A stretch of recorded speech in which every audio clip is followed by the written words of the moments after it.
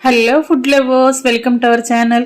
నేను మీ రాణి ఎరంశెట్టి. ఫ్రెండ్స్, ఈరోజు బియ్యం పిండితో చాలా క్రిస్పీగా టేస్టీగా ఉండే మురుకులు చేసి చూద్దాం.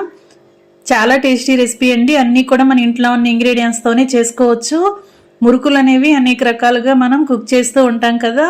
ఒక్కసారి నేను చూపించిన కొలతలతో ఈ ప్రాసెస్తో చేసి చూడండి.